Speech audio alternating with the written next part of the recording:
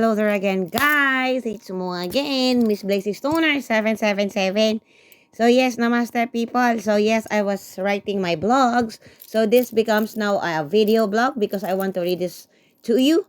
So this I have made a new album. It's The Enemy of the Blaze. The number 1 is my father. Number 2 is my stepmother. And the number 3 is Marcia. She is, never mind her. But nevertheless, I want to read you this. So this is also one of my posts, my blog. Magbayad ka na ng mga kasalanan nyo. Dumating na ang paghuhukom, maniningil na ako, mga putang inan nyo lahat. So, I mean it. I will always stand up to what I say. So you see this. Don't you even fucking think that I'm joking, because I'm not. The time of judgment has come. Do I need to say more? Blah, blah, blah, blah, blah, yada, yada, yada, boom. So, okay. So, this is really my blog. The one that I really wanted to read to you. So, wait, but before I read to you, I want to show you who these people are. This one is my stepmother. This bloody fucking small girl here. Her name is Tising. So, yes, I hate her very, very much. This is the woman who my father cheated upon. So this is the Marcia, the girl, that the ally of my mom. They make my life very miserable. So yes, and I found her again. So yes, I posted a message, blah blah blah blah blah. But I'm not up to this. Because you can read it yourself, and this is not the one that I wanted to read to you. I wanted to read to you the other one, the blog itself, because it's very long, and I need to read the blog in less than 15 minutes, because Instagram, the reason I have to read this, because I wanted to post this in Instagram, and I only got 15 minutes or less. That's so I can post the video blog in Instagram. So here it goes. Spare me a minute because I'm having cold. I don't have heater in my house, so it's very, very cold. I mean, the heater is off. The house heater, I have my own heaters. Yeah. Wait a minute. So, okay. I'm going to read to you my blog. So, here it goes, people. But the first is, because this is an add-on, meaning I already finished making the first blog about the stepmother, and then I was not yet satisfied. I have to find the other person that I hated the most, her ally, because my stepmother, my father, they already died. My father died 2012, my brother died 2013, and my stepmother died, I think, 2014. I don't really remember because I don't really fucking care. Also, the brother of my stepmother who terrorized me the most, Carlo, already died. He died in the tsunami. So, good. Anyway, add-ons. Found another enemy, Marcia Tolibas. You're next. Putang ina ka. Malaking kasalanan mo sa akin. Magdasal ka na, hayop kang babae ka. Isa kang ganid, walang kaluluwa. Halang ang kaluluwa mo, puta. That girl, Marcia, and my stepmother gang up on me. Wait a minute. Puta ka, bata lang ako, gaga, sira ulo ka. I was only 12 years old. Ikaw, gurang ka na, pinatulan mo ako, baliw ka pala eh. Sira ulo mo, tarantada ka. Kung hindi ka sira ulo, bata, papatulan mo. Lahat kayo mga gago, mga tanga. I was just a child. I was 10 years old. I went to Tanawan and I ran away 14 kasi mga tao dito pinagtulungan ako when I was just a fucking child. Mga hangal kayo, sama ng mga ugali nyo. If you were not possessed by the devil, you will not do such a thing. I was just a fucking child. You gang up on me. Even if I bring this to the highest tribunal, you will all lose because I was a minor and all of you were adults. Tang ina mo ka, be very afraid. Tang ina mo ka, be very, very afraid, Marcia. I am not joking. Puta ka, ngayon pa, gago, matanda na ako, kabahan ka na, magtago ka na sa ilalim ng lupa dahil diyan ka nababagay, diyan ka na din ililibing, hayop ka, napakasama ng ugali mo, peste kang babae ka, susungal-ngaling kita, kahit basagin ko man bungo mo, kulang pang kabayaran yan sa kahayupang ginawa nyo sa akin, lintik lang ang walang ganti, tandaan mo yan, magbabayad ka ng mahal, ipinapangako ko sa'yo. Okay, English. I'm really not really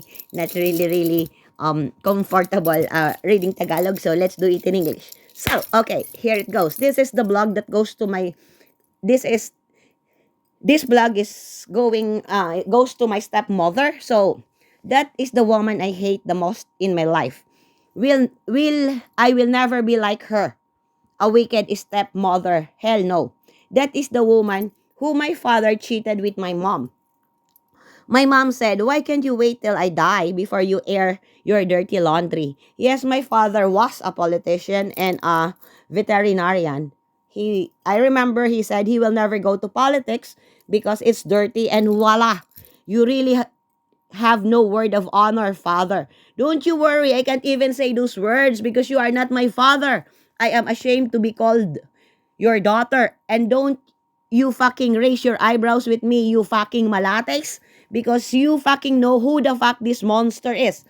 Faos Torres Malata is a rapist. Yes, he raped one of his own nephew, the daughter of Uncle Pedro, his older brother.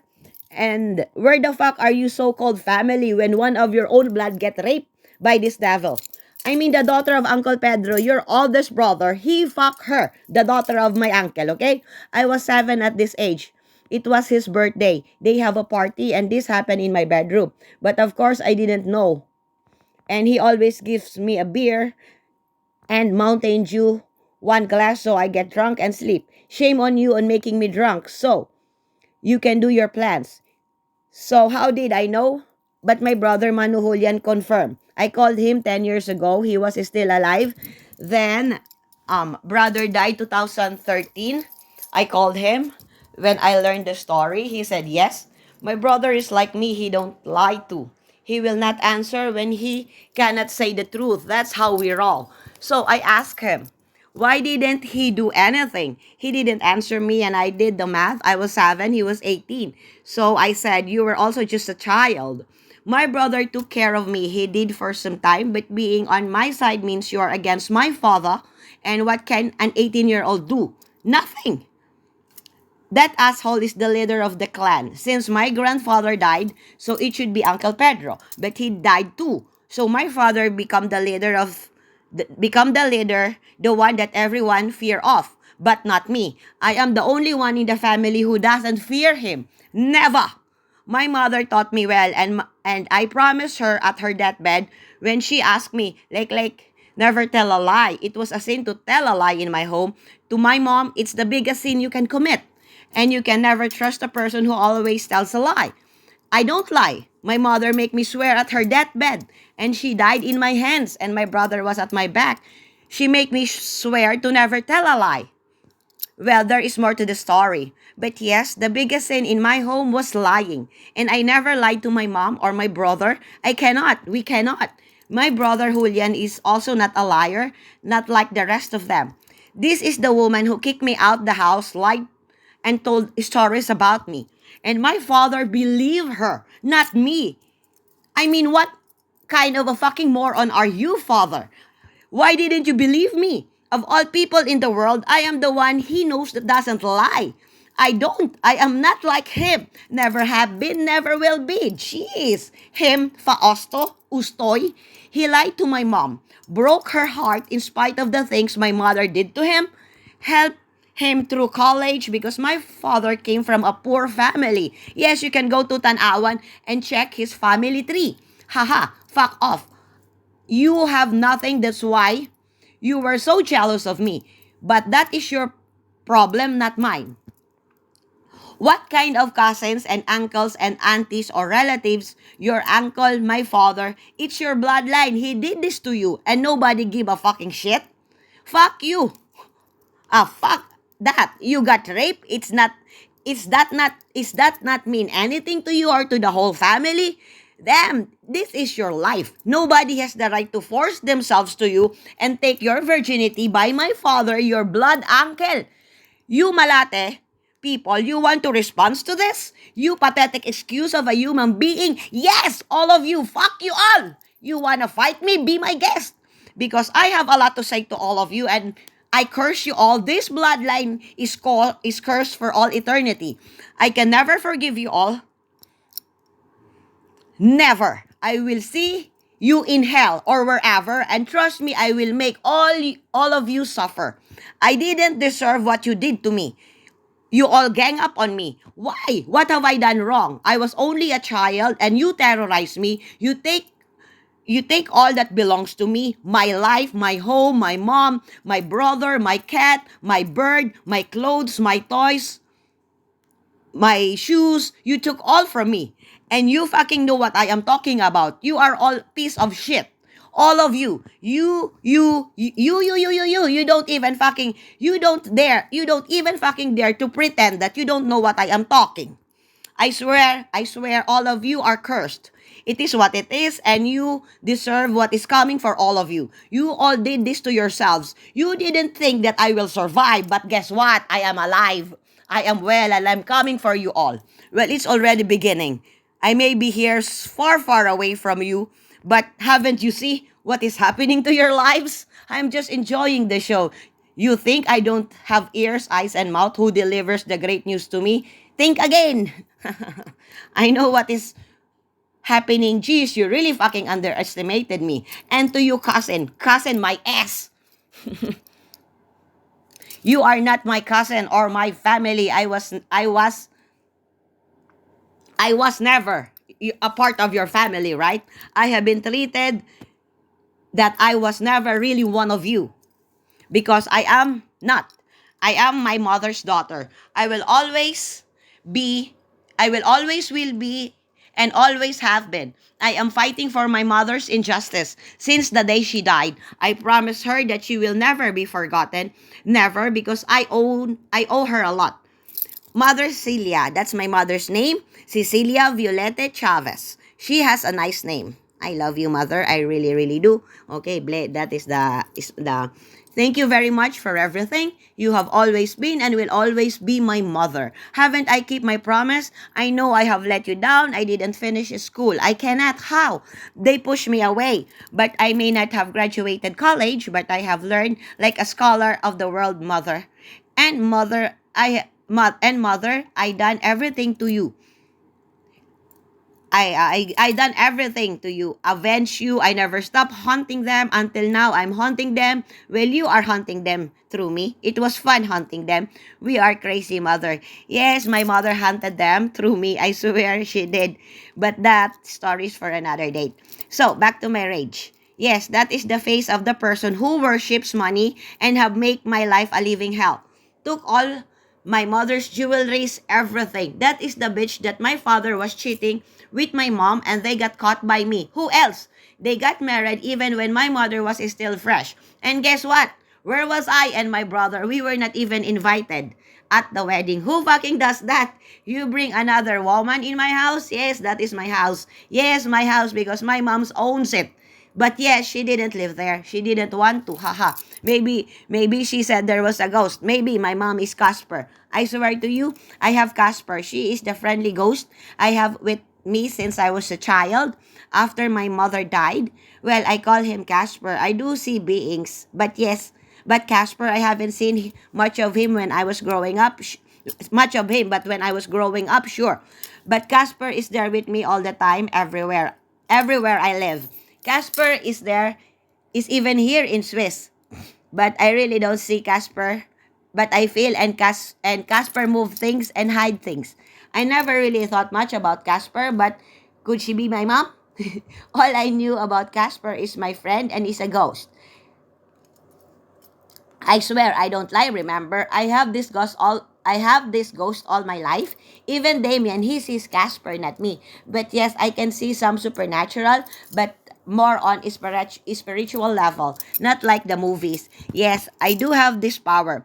But yes, that woman is the reason my mom died with a broken heart and my mother died in vain. So I promise until I am alive, my mom will never be forgotten.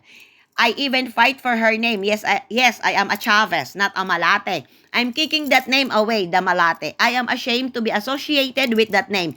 It's not the other way. It's not the other way around. Fuck, hell no. I am Chavez. I have never dropped my mom's name because as I am my mother's daughter. She was the one who wanted me. She was the one who wanted me. She was so happy and so proud to have me. She introduced me to the world as her daughter. Well, long story. But the stepmother, she didn't introduce me. You know what she says when her co-workers ask about me? She said that is her and rolls her eyes. Yes, that's her and rolls her eyes. I didn't get that at first. Why? But I am a blessing to my mother and all the children like me. We are a blessing. We are not unwanted. Maybe we were conceived, not planned, but to other people who cannot have a child, we are the most precious ones to them. Do you know that to these people that cannot have a child but wanted to have a family, they have the means, but their body cannot produce one?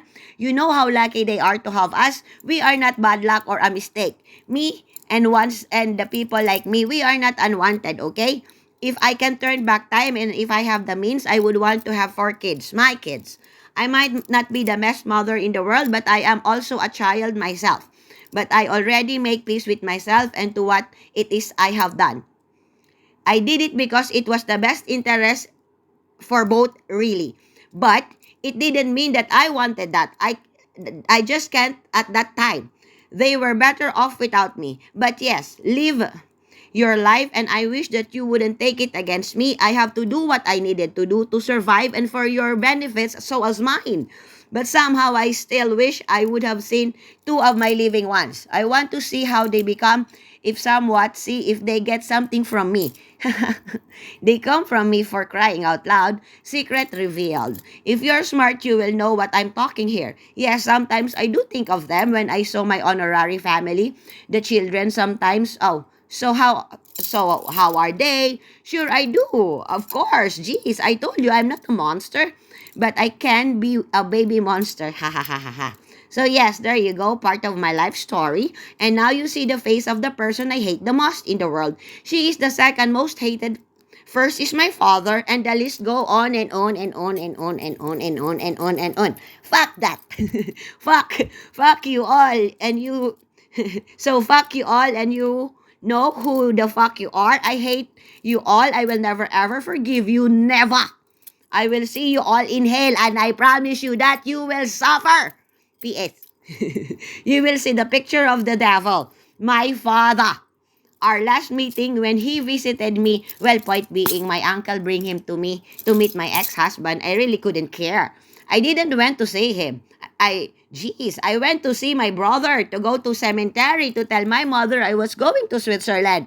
But guess what? There is no more graveyard. It was gone. No more cemetery. Oh, sure. I got very, very angry again. The grass was very, very high, taller than me. Ask Peter, my ex-husband. I was fighting with a man. Well, the guide. He said, tomorrow we can go, but not now. It's 5 p.m. Soon it will be dark. Many snakes lives. Okay, I have a wrong spelling here, but nevertheless, yes, it's just very, very long. So, many snakes lives here. I am not afraid of snakes, but sure, there are a lot of wild animals on that part. I already know that, yes. Of course, he was correct. I was really angry at the guy. I think I apologize. I didn't apologize 16 years ago because I was very, very angry. I just wanted to see my mom. I wanted to say my mom that I'm going, you know. Okay, I don't want to cry. I want to read.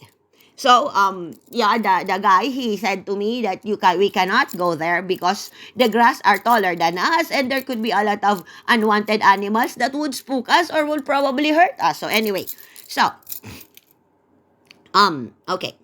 Well, he is correct, but my brother told me it's not there anymore because I go home, I have to talk to my brother, I have to fighting him, you know, and I ask him, what did you do? What happened? You know, I was very, very angry because I cannot find the grave of my mother. And I always go there, you know, I always visited my brother, and when I visit my brother, we go to my mom. It's always like that. I didn't go to Tanawan to visit my father. No, I go there to visit my brother and my mother. And it's always been my brother. That's the reason I come home. And yes, to make my father angry and to make a lot of shameful things so that he will lose his name more. So anyway, so well, he is correct, but my brother told me it's not there anymore. The tombs got ruined by a typhoon, and my father didn't went for 20 years, he said. But I asked him, how about you? He said to me he got problems of of his own. Okay, wrong spelling there. Etc. etc. Well, I know that, and for some other reasons, of course, he told me, Lek, I also have some problems, and the thing is, it's getting harder to go to Abuyog because the thing is, Manoholian is the only person that can go to my town. The rest of them, it's really not, they really cannot go there. It's my town. And my father town is Tanawan. I am from Abuyog. So anyway,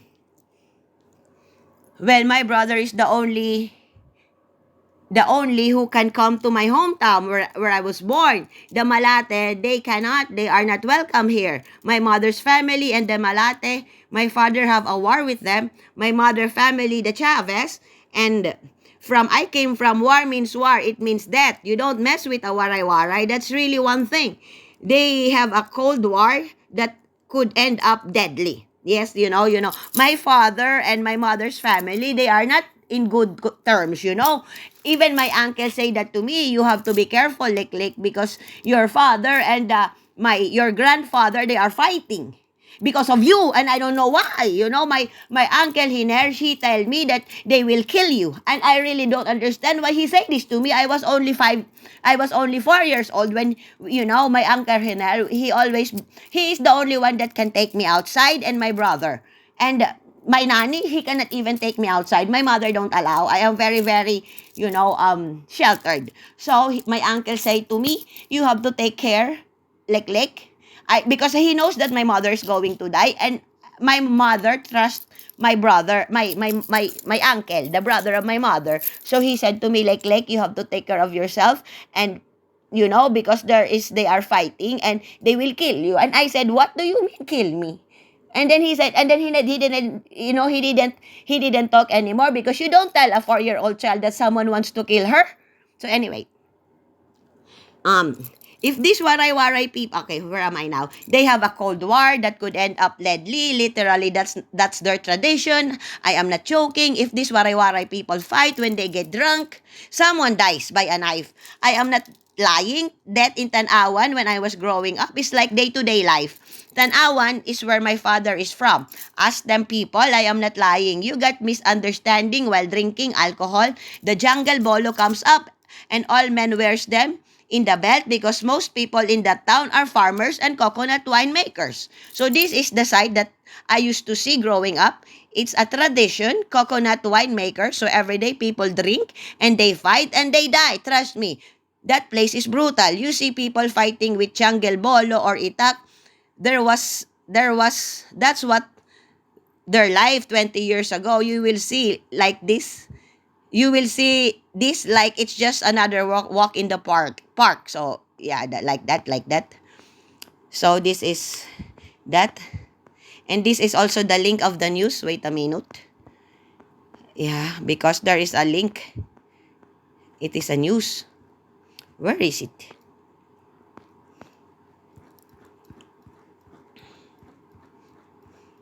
I think it's on the other. Wait. I think it's here. Because there is a link. Where is that link? Okay, I have to put it up again. Because these pictures that you see with my stepmother, it's a link where she got the money when my father died. I don't know. You see? So anyways, Miss Blaze Stoner 777, the video blogger, the blogger, the blah, blah, blah, blah, blah. Bye-bye now. Namaste.